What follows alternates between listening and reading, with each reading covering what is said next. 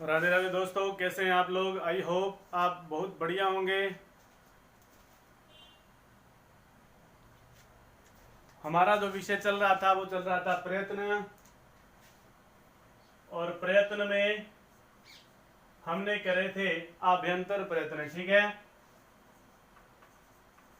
आभ्यंतर प्रयत्न हमारे हो गए थे, लेकिन उनमें एक प्रश्न था कि प्रक्रिया और प्रयोग व प्रक्रिया दशा में अंतर क्या होता है।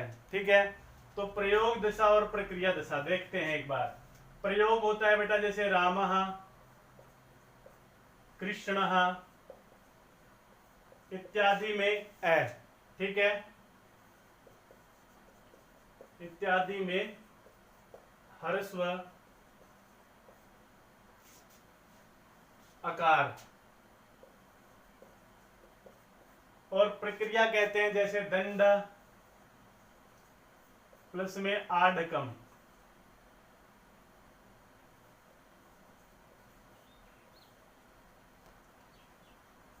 देव प्लस में आगमनम।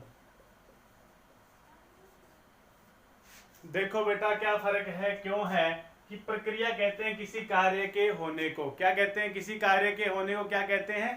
प्रक्रिया।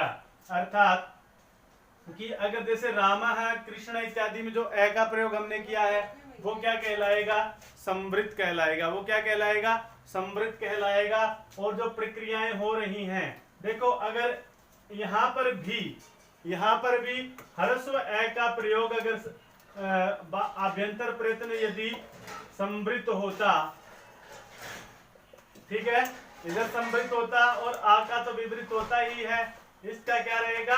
विवृत। अगर ऐसा होता है तो बेटा क्या होगा?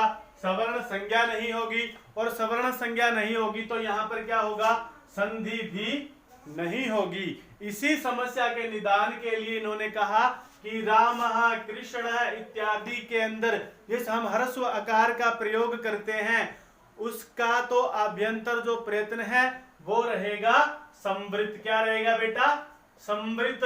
और जो प्रक्रिया दशाएं हैं, जो प्रक्रिया दशा है जैसे दंड प्लस आडकम, देव प्लस आगमनम, जो संधि वगैरह है उसके अंदर क्या रहेगा? प्रक्रियाओं के अंदर ह्रस्व ए का जो आभ्यंतर प्रयत्न है वो विवृत ही रहेगा। मैं सोचता हूं कि आपको प्रयोग और प्रक्रिया समझ में आ गया होगा बेटा। अगर नहीं आया तो फिर से कमेंट बॉक्स में लिख करके अपना प्रश्न आप रख सकते हैं। मुझे कोई दिक्कत नहीं है, आप कितनी बार भी प्रश्न पूछिए। हाँ, दिक्कत तभी होती है जब किसी विद्यार्थी की जिज्ञासाएं समाप्त नहीं होती हैं, कि उसके अंदर प्रश्न रह जाता है। प्रश्न अंदर नहीं रहना चाहिए, आपका क्लियर होना चाहिए। ठीक है बेटा, तो अगर समझ में आया तो भी बताना है और नहीं आया तो भी लिखना है। ठीक है, प्रयोग दशा जैसे राम है, कृष्ण इत्यादि के अंदर आकार का प्रयोग, और प्रक्रिया जैसे दंड प्लस आडकम, देव प्लस आगमन इत्यादि जो संधि होती है उनके अंदर ह्रस्व आकार का जो प्रयोग होता है उसे कहते हैं प्रक्रिया दशा। क्लियर है? ठीक है बच्चे। तो बेटा हमारे प्रयत्न चल रहे थे, आभ्यंतर प्रयत्न हो गए थे और हम अब बाह्य प्रयत्न कर रहे हैं। कौन से? बाह्य प्रयत्न। कौन से प्रयत्न कर रहे हैं बेटा? बाह्य प्रयत्न कर रहे हैं। और बाह्य प्रयत्न कितने होते हैं आपको याद होगा? यत्नो द्विधा आभ्यंतरो बाह्यश्च आद्य पंचदा बाह्यस्तु एकादशदा। अर्थात बाह्य प्रयत्न 11 प्रकार के होते हैं। ठीक है, 11 प्रकार कौन कौन से हैं वो देखते हैं। सबसे पहले विवार, फिर संवार। तो इनमें देखते हैं, सबसे पहले अंतिम से करना शुरू करेंगे। उदात, अनुदात और स्वरित। बेटा ये जो तीनों प्रयत्न हैं, ये तीनों के तीनों प्रयत्न किनके होते हैं? स्वरों से संबंधित। सारे के सारे जो स्वर होते हैं वो उदात भी होते हैं, वो अनुदात भी होते हैं और वो स्वरित भी हो सकते हैं। ठीक है, और बाकी जो बच गए हमारे सामने, कितने बच गए? 8 प्रयत्न। ये जो 8 प्रयत्न है वो किनसे संबंधित है? व्यंजनों से। तो याद रखना कि प्रश्न ऐसे आ सकता है, एतेषु स्वरेण या स्वरै संबंधितः प्रयत्नः अस्ति। अस्ति तो 4 को इनमें से दिया होगा, एक इनमें से दिया होगा, तो आपने क्या निशान लगाना है, इन तीनों में से एक जो अक्षर जो नाम दिया हुआ है, ठीक है। या ऐसे आ सकता है, एतेषु स्वरै संबंधितः प्रयत्न नास्ति, तो 3 ये दे देगा, एक इनमें से दे देगा। तो आपको उधर ध्यान रखना है कि उदात, अनुदात और स्वरित जो होते हैं वो स्वरों से संबंधित होते हैं, और बाकी जो 8 बचे हैं वो किन से संबंधित होते हैं, बाह्य प्रयत्न वो होते हैं व्यंजनों से संबंधित। यहां तक क्लियर है ना बेटा? अस्तु। तो ये उदात, अनुदात और जो स्वरित है बेटा, ये सामान्यतः वेदों में प्रयोग किए जाते हैं। किनमें प्रयोग किए जाते हैं? वेदों के अंदर प्रयोग किए जाते हैं, ठीक है ना। उदात, अनुदात और स्वरित ये वेदों के अंदर प्रयोग किए जाते हैं। और जब हम कई बार देखते हैं कि किसी पंडित जी को या कोई वेद पाठी जो ब्राह्मण होता है ना, वेद पाठी ब्राह्मण जो वेदों को पढ़ने वाले होते हैं, वो साथ में मंत्र पढ़ते रहते हैं और साथ में इस प्रकार उनका हाथ का संचालन होता रहता है, ठीक है, इस प्रकार हरि ओम इस प्रकार करके। तो वो क्या कर रहे होते हैं, वो ये स्वर लगा रहे होते हैं, ठीक है ना। और वेदों के अंदर भी कई बार अब जब हम मंत्र देखते हैं ना, जब मंत्र देखते हैं तो क्या होता है कि उन मंत्रों के अंदर भी इस प्रकार कहीं ये निशान लगा होगा, कहीं इस प्रकार का निशान लगा होता है, ठीक है ना। तो वो जो निशान होते हैं ना बेटा, वो उदात और अनुदात के होते हैं। उदात जो होता है इसका कोई चिन्ह नहीं होता है, ठीक है। अनुदात, अनुदात का चिन्ह होता है अक्षर के नीचे इस प्रकार की एक रेखा लगी होती है, आड़ी रेखा, ठीक है ना। और स्वरित जो होता है उसके ऊपर एक रेखा लगी होती है इस प्रकार। आगे समझ, इस प्रकार की जो रेखाएं लगी होती हैं उन्हें कहते हैं, इस प्रकार की जो रेखाएं लगी होती है ना, अर्वांग, जैसे अ के नीचे आड़ी रेखा लगी होती है, इसे तो कहते हैं अनुदात। और स्वरित के लिए कौन सी रेखा होती है? इस प्रकार ये ऊपर क्वा व के ऊपर लगी है, स्वा वा के ऊपर लगी है, इसे कहते हैं बेटा स्वरित। और जब वेदों को पढ़ा जाता है स्वर सहित, उस समय इनका प्रयोग किया जाता है, लिखने में भी प्रयोग किया जाता है। और जो विद्वान, जो वेद पाठी लोग होते हैं, जो वेद पाठी ब्राह्मण होते हैं, वो इनका प्रयोग करते हैं। आगे समझ में? तो आपसे कोई भी पूछे कि ए का बाह्य प्रयत्न बताएंगे, तो हम लिखेंगे उदात, अनुदात और स्वरित, ठीक है। आ का बाह्य प्रयत्न बताइए, तो क्या बताएंगे? उदात, अनुदात और स्वरित। प्रत्येक स्वर के कितने बाह्य प्रयत्न होते हैं? प्रत्येक स्वर के 3 बाह्य प्रयत्न होते हैं। क्लियर हो गया? ठीक है, आगे चलते हैं।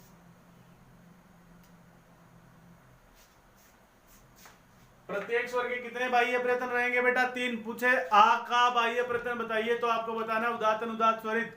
री का बाह्य प्रयत्न बताना है, तो आप बताएंगे उदात, अनुदात, स्वरित। हो गया क्लियर? हो जाएगा बेटा, आगे हो जाएगा, अभी नहीं हुआ तो। उसके बाद में हमने पीछे से ही शुरू किया, तो ऐसे ही चलते हैं, उल्टे ही चलेंगे। उसके बाद में होता है महाप्राण। किससे संबंधित है बताओ? व्यंजनों से संबंधित है या स्वरों से संबंधित है? तो देखो बेटा, अल्प प्राण और महाप्राण में करते हैं पहले महाप्राण। कोई भी व्यंजन हो उसके बाह्य प्रयत्न होते हैं बेटा 4। कितने होते हैं? 4। स्वरों के बाह्य प्रयत्न कितने होते हैं? 3।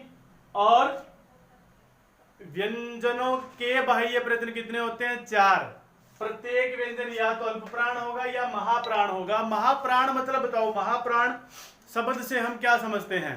महाप्राण, महा माने ज्यादा, महान, प्राण कहते हैं वायु को। जिन व्यंजनों का उच्चारण करते समय प्राण वायु, हवा मुख से ज्यादा मात्रा में बाहर निकले, उसे कहते हैं महाप्राण। और व्याकरण शास्त्र में एक पंक्ति आती है कि वर्गाणाम द्वितीय चतुर्थौ सलश्च महाप्राणः। वर्गाणाम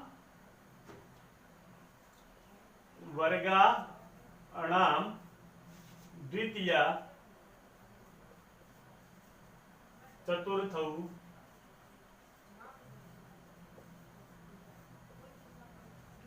सलश्च, महाप्राणाः। अर्थात वर्गों में, वर्ग जानते हो ना, क वर्ग, ख वर्ग, ट वर्ग, त वर्ग, प वर्ग, तो उन वर्गों के अंदर दूसरा वर्ण, द्वितीय वर्ण, द्वितीय चतुर्थ वर्ण और सल प्रत्याहार,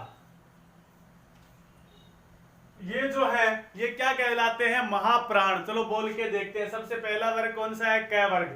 क वर्ग को पढ़ो पूरा। को, ख, ग, घ। क के बाद, क के बाद में क्या आता है? ख, और क, ख, फिर तीसरा ग और चौथा घ। ठीक है। सल में क्या आता है बेटा? स, श, स और हो। ठीक है। उसी प्रकार को च, च क्या द्वितीय कौन सा है? छ, च, छ, ज और झ। ठीक है। कु, चु, टू, ट, ठ, ड और ढ। कु, चु, टू, तू, त, थ, द और ध। कु, चु, टू, तू, प, प, फ और भ। अब इनके अंदर देखो, एक बोलो पहले, सॉरी, ख, क बोलो, हाथ लगाओ। क, क ज्यादा आवाज नहीं निकली ना। अब बोलो ख, क, ख, क, ख, ग, घ, क, ख, ग, घ। ऐसे प्रयास करके देखो कि जब हम ख बोलते हैं या उसके बाद में जब ग बोलते हैं, पहले बोलो क, हवा ज्यादा नहीं आई। अब बोलो ख, हवा ज्यादा निकली ना। अर्थात जिन वर्णों को बोलने पर मुख से वायु ज्यादा बाहर निकले उन्हें क्या कहेंगे बच्चे? महाप्राण कहेंगे। वैसे अगर याद ना रहे तो अभी क्या करेंगे, जब पेपर में आ जाता है कि अल्प प्राण है या महाप्राण है बताओ, तो क्या करना है? मुख के आगे हाथ लगाओ ऐसे नकल मारने के लिए और बोलो क, ख, ग। चारों ऑप्शन पढ़िए आप। चारों ऑप्शन में जिसमें भी ज्यादा आवाज आई, ज्यादा हवा बाहर निकली, वो क्या होगा? महाप्राण होगा। क्लियर है बेटा? तो ये क्या कहता है? वर्गों का दूसरा, चौथा और सल प्रत्याहार स, श, स है। ठीक है। ये जो सारे होते हैं इन्हें क्या कहेंगे बेटा? महाप्राण कहेंगे। क्लियर हो जाएगा ना? जिनको बोलते समय मुख से प्राण वायु ज्यादा मात्रा में बाहर निकले उसे कहते हैं महाप्राण। क्या कहते हैं? महाप्राण। और प्राण माने क्या होता है? वायु। आ गया समझ में? एक बार फिर देख लो। महाप्राण वो व्यंजन है जिनको बोलने पर प्राण वायु मुख से ज्यादा मात्रा में बाहर निकलती है, और वर्गों का दूसरा, चौथा और सल प्रत्याहार जो होता है वो महाप्राण कहलाता है। क्लियर है? अल्प प्राण, कई बोलते हैं इसको अल्प प्राण। अल्प प्राण नहीं होता, अल्प प्राण। उच्चारण देखो बेटा, उच्चारण हमेशा हमारा क्या रहना चाहिए? शुद्ध रहना चाहिए। और व्याकरण का नियम ये है कि पूर्ण अक्षर के बाद में अगर कोई हलंत आए तो जो पूरा होता है उसके ऊपर क्या होता है? ज्यादा वजन दिया जाता है उसको बोलने में। ठीक है ना? तो इसलिए अल्प प्राण बोलेंगे इसको। ठीक है ना? अल्प प्राण क्या होगा? जब हमने महाप्राण किया ना, तो अब हम अल्प प्राण भी कर लेंगे। अल्प प्राण क्या होता है? जिसको जब जिन व्यंजनों का उच्चारण करते समय मुख से प्राण वायु कम मात्रा में बाहर आती है उन्हें क्या कहते हैं? अल्प प्राण। महाप्राण मतलब ज्यादा, अल्प माने कम, प्राण माने वायु, ठीक है ना। अल्प माने कम, प्राण माने वायु, जिनका उच्चारण करने में कम प्राणवायु मुख से बाहर निकले उन्हें कहते हैं अल्प प्राण, और जिनका उच्चारण करने पर ज्यादा प्राणवायु मुख से बाहर निकले उन्हें कहते हैं महाप्राण। तो कौन कौन से होते हैं, तो व्याकरण शास्त्र में एक पंक्ति आती है कि वर्गाणाम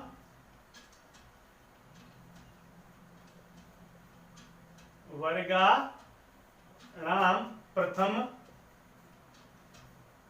तृतीया पंचमी यणश्च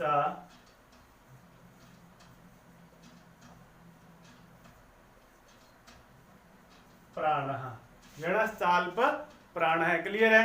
अर्थात वर्गों का पहला अक्षर, तृतीय अक्षर, और वर्गाणाम प्रथम तृतीय पंचमी, पहला, तीसरा और पांचवा वर्ण और यण जो होते हैं वो क्या कहलाते हैं बेटा, अल्प प्राण होते हैं। ठीक है ना। वर्गों का पहला, तीसरा, पांचवा वर्ण और यण। ठीक है। तो बोले वर्ग का पहला, क वर्ग में पहला क्या होगा, क, दूसरा ख, फिर ग और फिर ग। ठीक है।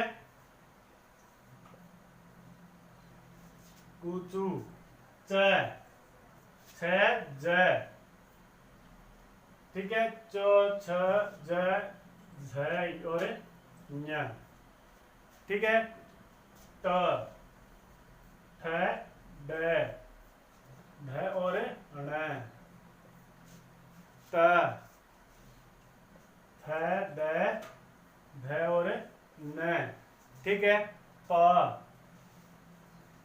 फ, ब और भ। प, फ, ब, भ और म। सॉरी। ठीक है। तो अब इनका उच्चारण करेंगे। देखो क पूरा बोलते हैं, देखते हैं। ठीक है ना। पूरा कैवर की बोलेंगे। बोलो क, ख, ग, घ, ङ। दो दूसरे और चौथे में हवा क्या निकली थी, ज्यादा। ठीक है ना। तो वो क्या थे, महाप्राण। और क, ग, ग, ये सारे ना देखने में सॉफ्ट से लगते हैं अपने को। क, ग, ड़, और बोले ख, क, ख, ग, घ, है ना। तो ज्यादा निकल रहा है ना, इधर कम हवा निकल रही है ना, क, ग, ग। तो वर्गों का पहला, तीसरा, पांचवा यणश्च, य, व, र और ल। य, व, र, ल, य, व, र, ल। ज्यादा हवा, ये तो बोलते हैं स, श, स, ह, जोर लग रहा है ना। और वहीं पर भी बोले हमने य, व, र, ल, आसानी से मुख से निकल गए, ज्यादा हवा निकलने की जरूरत नहीं पड़ी। अर्थात जिनका उच्चारण करते समय ज्यादा मात्रा में हवा निकले वो क्या होते हैं, महाप्राण। और जिनका उच्चारण करते समय कम मात्रा में प्राणवायु बाहर निकले वो क्या होते हैं, महाप्राण। ठीक है बेटा। तो महाप्राण याद रख लीजिए। वर्गों का दूसरा और चौथा वर्ण और सल प्रत्याहार क्या कहलाते हैं, महाप्राण कहलाते हैं। वर्गों का पहला, तीसरा, पांचवा वर्ण और यण प्रत्याहार क्या कहलाते हैं, क्या कहलाते हैं भाई, अल्प प्राण कहलाते हैं। ठीक है बेटा। तो आज हम यहीं तक करके विराम देंगे। कल बाकी बचे हुए जो प्रश्न है वो पढ़ेंगे, और परसों का जो वीडियो होगा जितना हमने कर लिया उस सारे के सारे क्या होंगे, प्रश्नोत्तर होंगे। कम से कम 50 से 60 प्रश्न हमारे द्वारा यहाँ पर किए जाएंगे। तो कल का वीडियो भी ध्यान से देखना, और जिन्होंने अभी तक सब्सक्राइब नहीं किया है चैनल वो सब्सक्राइब कर लीजिए। जिन्होंने शेयर नहीं किया वो शेयर भी इसको करते रहिए साथ के साथ। ठीक है। और वीडियो के साथ बने रहिए। बहुत ही कम समय में एक अच्छी तैयारी आपको हमारे YouTube चैनल पे आपको मिलेगी, और ऐसा कोई प्रश्न नहीं होगा पूरा सिलेबस होने के बाद कि बाहर से कोई प्रश्न आ जाए। पूरे का पूरा सिलेबस होगा बेटा, और बहुत बढ़िया तरीके से रीट का और सीटेट का सिलेबस आपको यहाँ पर मिलेगा। ठीक है। और अगर कुछ समझ में नहीं आ रहा है, कोई भी समस्या है, कहीं से भी समस्या आ रही है, चाहे वो पहले का कोई प्रश्न आपके मन में चल रहा हो, तो बेझिझक आप कमेंट बॉक्स में लिखिए। उत्तर देना मेरा काम है, ठीक है ना। प्रश्न करना किसका काम है? आपका। प्रश्न कीजिए, आप किसी भी प्रकार का संकोच मत कीजिए प्रश्न करने में। जो विषय हम कर रहे हैं, कोई समस्या आ रही है, फायदा आपको तभी है जब आप प्रश्न करते हैं। पढ़ने का फायदा तभी होता है बेटा जब आपके मन के अंदर कोई प्रश्न उत्पन्न होता है। प्रश्न उत्पन्न नहीं हो रहा है, इसका मतलब हम पढ़ नहीं रहे हैं, ठीक है ना। तो धन्यवाद, कल फिर मिलते हैं बाकी बचे हुए इस विषय के साथ। तब तक के लिए नमस्कार। आप अपना बहुत बहुत ख्याल रखिए। धन्यवाद। जयतु भारतम, जयतु संस्कृतम।